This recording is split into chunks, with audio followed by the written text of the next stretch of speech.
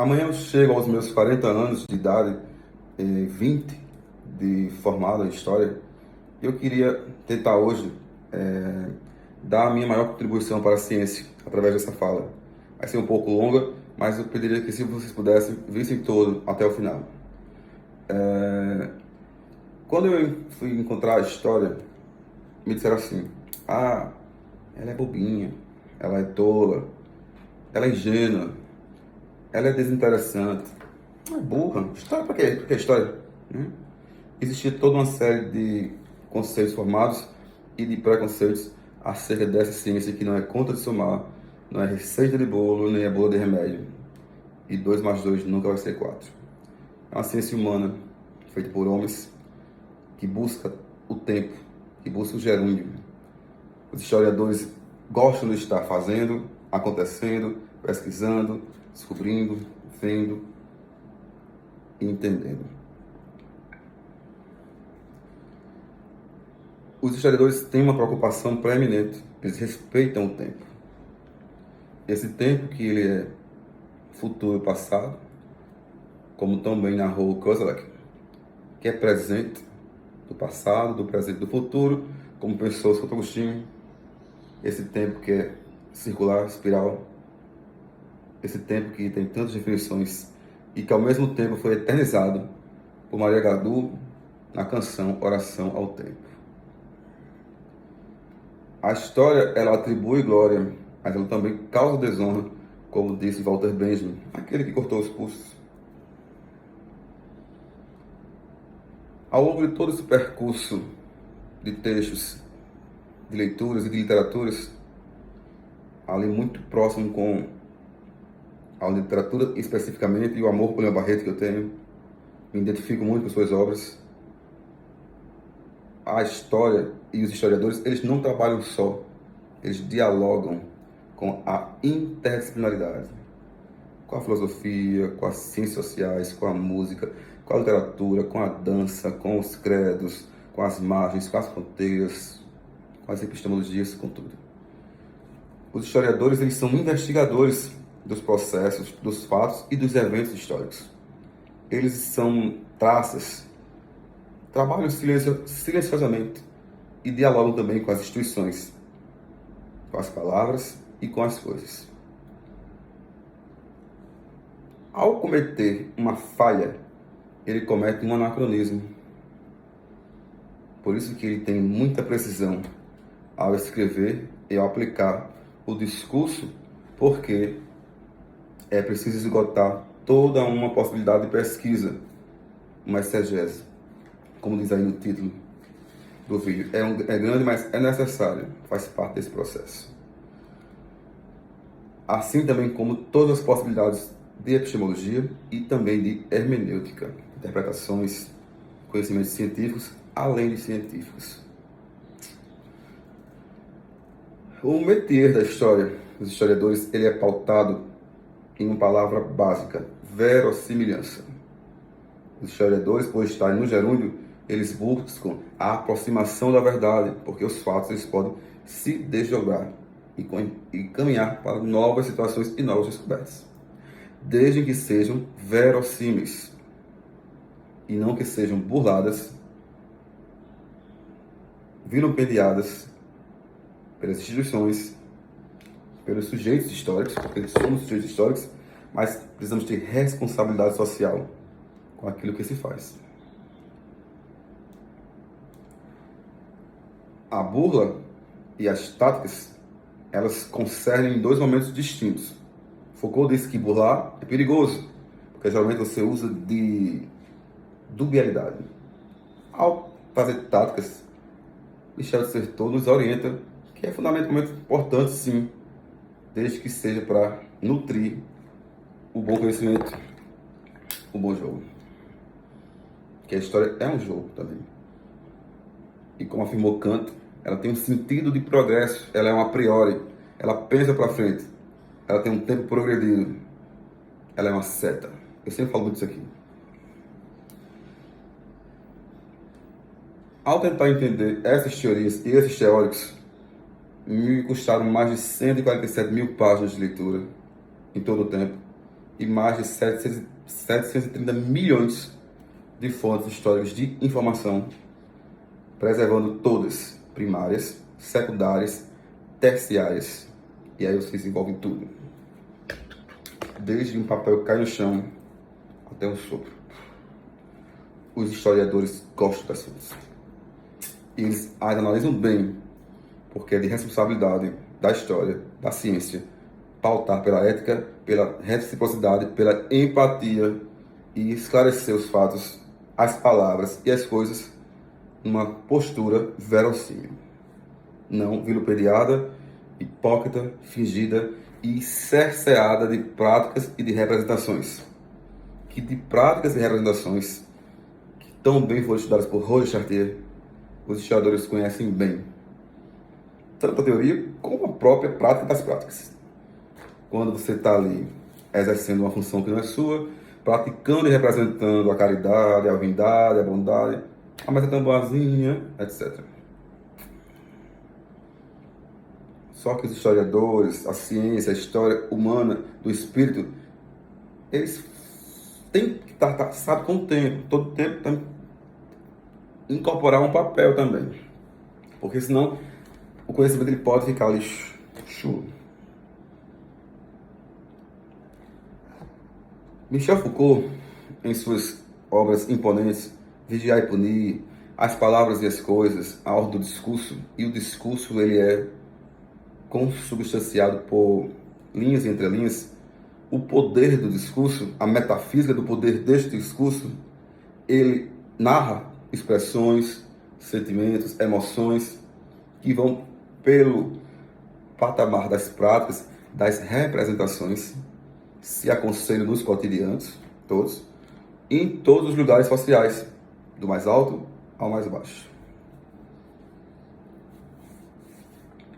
É dever da história e é trabalho dos historiadores se comprometer em buscar entender toda uma literatura que tente mapear com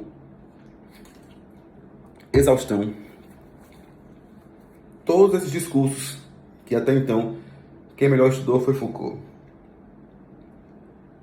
A fala, a oratória, os trejeitos, isso são importantes. O que é perigoso no discurso é o falso discurso, incorporar personagens e é chegar nos réus, nos tribunais, proferir mentiras, mapear instituições do Estado Democrático de Direito, impondo e tateando em verdades. A história não gosta disso. E aquela história bobinha, idiota, né? Lá do passado, ela continua do mesmo jeito.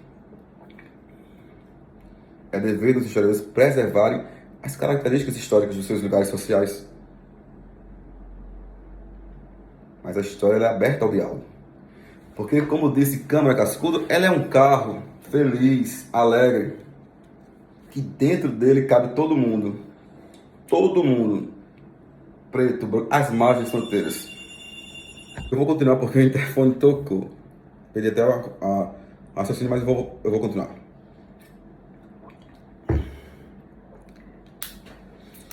Os historiadores de profissão, em seu métier, eles não precisam ter placas, ter cor.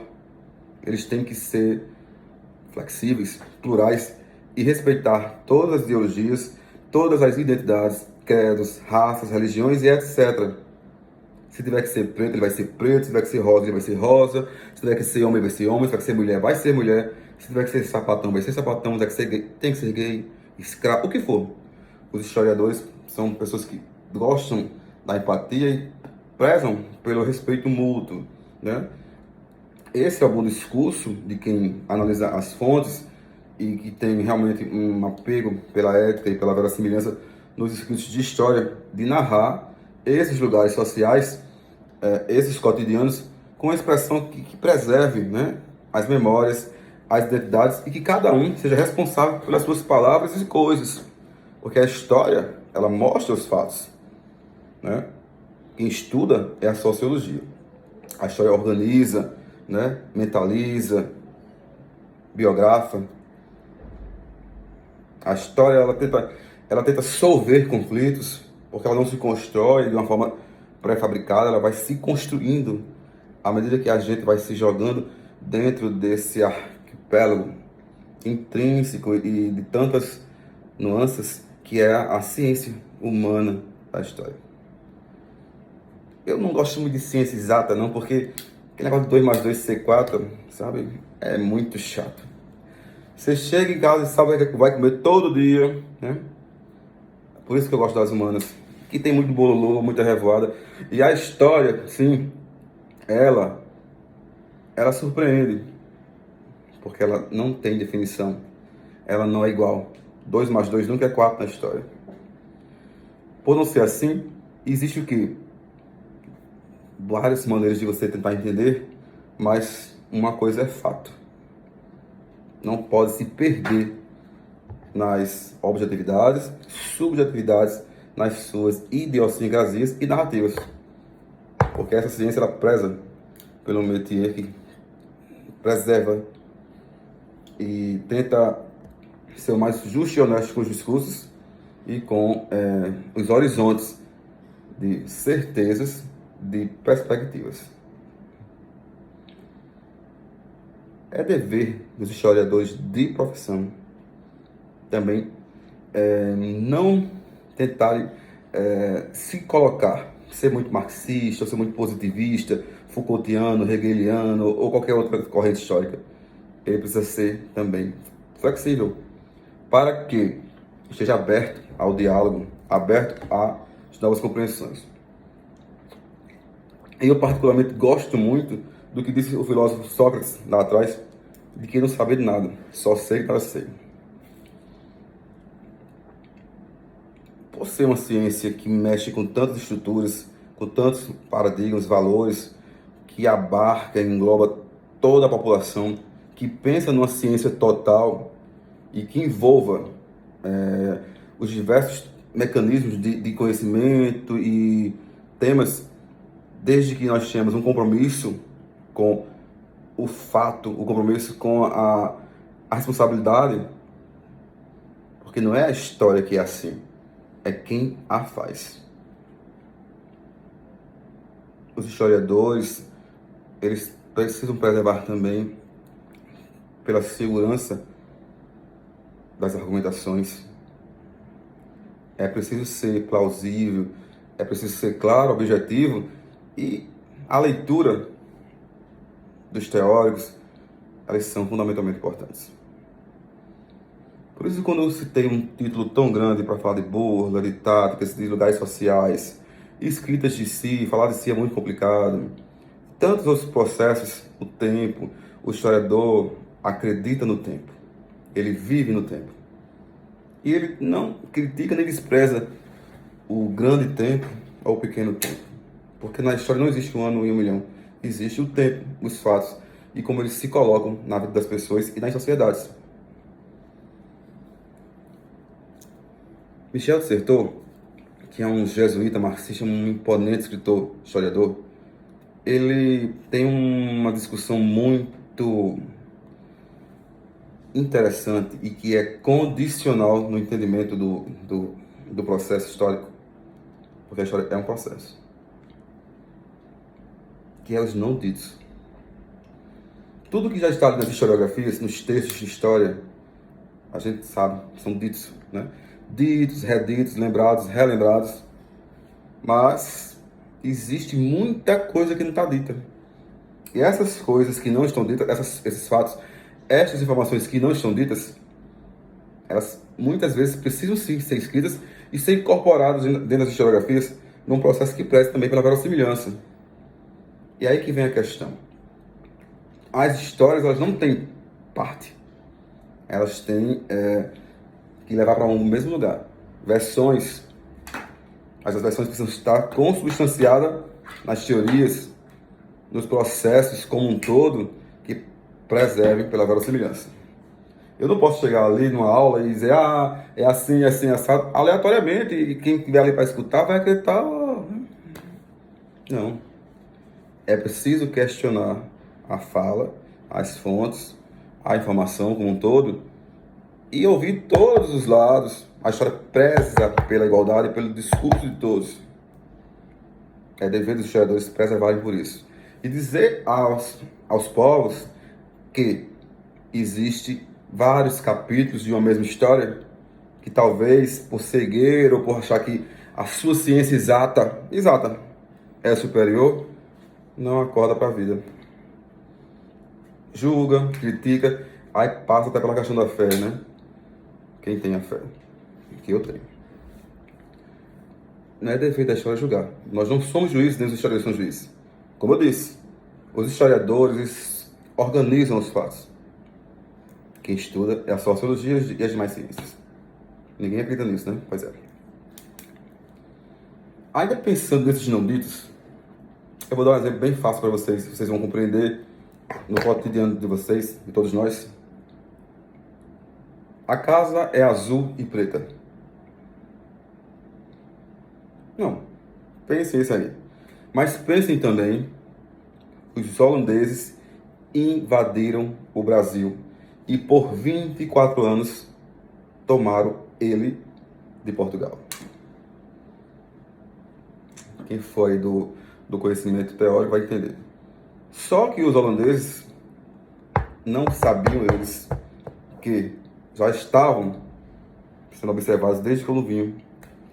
Os portugueses de todos não tinham nada. Tanto é que em 1654 sacode para fora do Brasil e volta então à restauração do trono. Né? Mas eles invadiram o Nordeste, o açucareiro todo. Mas não tiveram êxito. A nossa história é cheia de trapaças. Né? A história do Brasil, a nossa, do Brasil.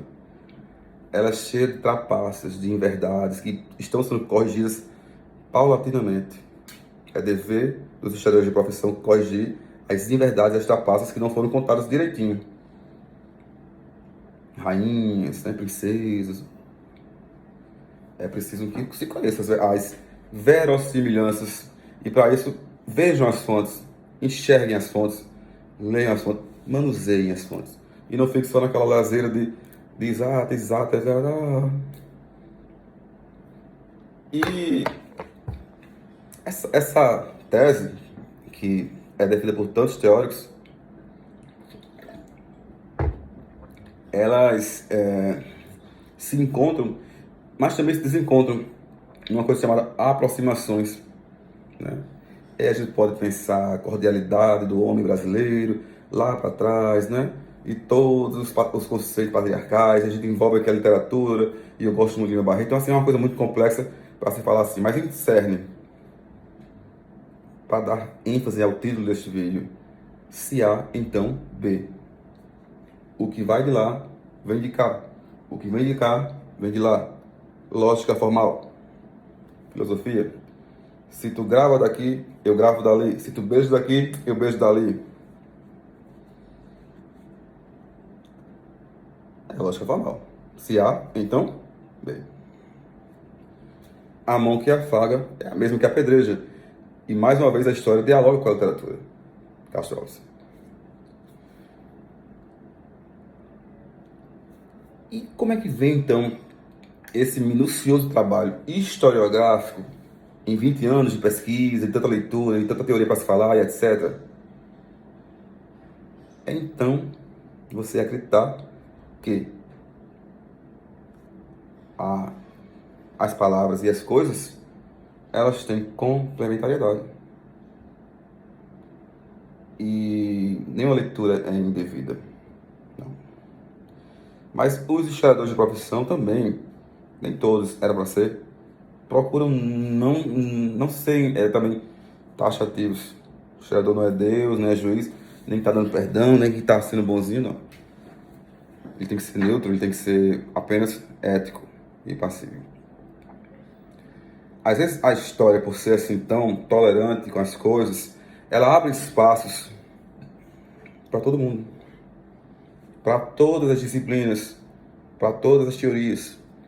E às vezes aqueles teóricos não combinam muito com os espaços da história. Mas a história ingênua, né? Tem uma bobinha, ela abre espaço, sim. E Michel Dissertot fala muito disso na Cultura no Plural, sobre a ingenuidade do conhecimento. E aí você pode também pensar o Kant, né? Com os seus a priori e a posteriores. E a gente pode pensar também aqui na questão religiosa, jurídica, importante falar da justiça, que quando você tem uma mesma situação 50 vezes, vai ter 51, não vai parar. Aí dá um pouco um tilt com a questão do 70 vezes 7 proposto pela ideologia religiosa, etc. Que é fundamental também. Mas eu acho que todo o trabalho dos historiadores de profissão, bem como das pessoas que são verossímeis à literatura do conhecimento, é sim de transformação, de grandeza e de ressignificação. Não é à toa que se lê tanto, que se pesquisa tanto, que se investiga tanto, silenciosamente, sem alardes. E, como eu disse a vocês, dialogando com todas as disciplinas, sendo bem interdisciplinar. Por também abarcar tantas margens e fronteiras, tantos discursos que talvez não se complementem com a tese do que você de fato está ali investigando e lendo, a história da ciência também paga por alguns excessos.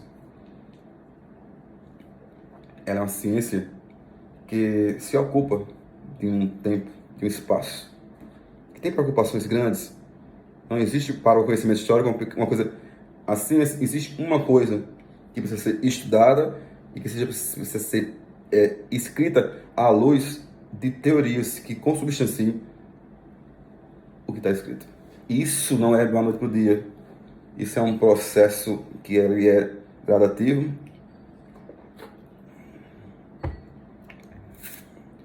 E que esse métier caro ao nosso universo, ele vai explicitando e especificando a todo tempo e a toda hora, tentando pautar sempre pela verossimilhança, eu vou falar sempre disso, repetindo sempre o mesmo discurso. A história gosta de repetir os discursos porque é dever dos historiadores. Lança um livro aqui agora, primeira versão, edição. Daqui a um tempo, segunda edição. Mas repete o discurso, porque as pessoas precisam compreender. Mas, por outro lado, está quem não enxergue, quem não quer entender que a história ela tem que estar envolvida nos nossos dias. Porque ela é política, ela é economia, ela é sociedade, ela é cultura, é tudo. Como disse Heródoto, a história é tudo. Aí tem a terceira edição, a quarta, a quinta, até o ponto que as edições se esgotam. E aí, você ficar assim trabalhando com aquelas ideias daquelas edições. Ao longo desses 20 anos, e em 5 especificamente, onde eu me debruço sobre o estudo da teoria da história, eu acho que é tão bacana porque ela se incomoda com a metodologia. A forma como você se coloca se encontra com a teoria. Eu acho que é, de fato, uma ciência que transforma, que torna o mundo melhor, que acrescenta. Eu, enquanto pesquisador, eu quero sempre acreditar que tudo tem jeito, que a educação tem jeito, que o Brasil tem jeito, que as pessoas têm jeito, e que não é o jeito isso, certo? Não. Existem os jeitos das pessoas, existem as verdades, as pluralidades, né? O discurso de reciprocidade precisa existir.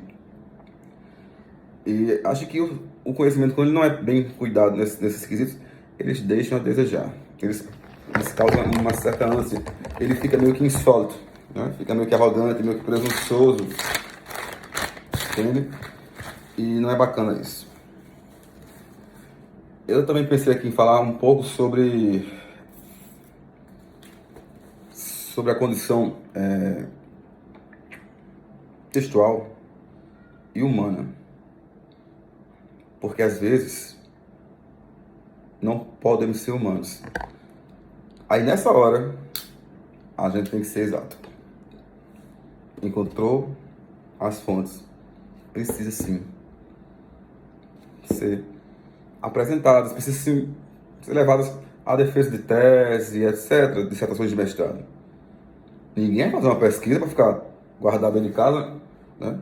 A gente tem que fazer uma pesquisa, é assim, assado, e tal momento foi assim, tal momento foi assado, sendo verossímil, sendo ético e prezando pela credibilidade da informação. E não por aqueles discursos, como eu já falei, de representações, né? Que não combinam muito com os estilos.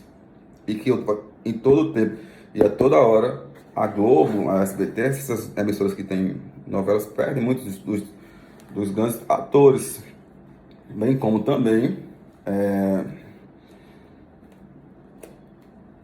perdem a genuidade.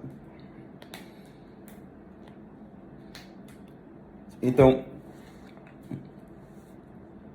toda essa minha fala, ela expressa um resumo de 20 anos de leitura, onde eu tento narrar que o maior conhecimento é sempre o que vem de cima para baixo, o divino, o de Deus. Os demais eles vão se encontrando nas nossas falas enquanto lugar social, enquanto cientista, escrita, e que cada vez mais que a gente vai evoluindo e lendo, a gente vai transformando e ressignificando todas as instituições sociais, políticas e históricas do mundo inteiro.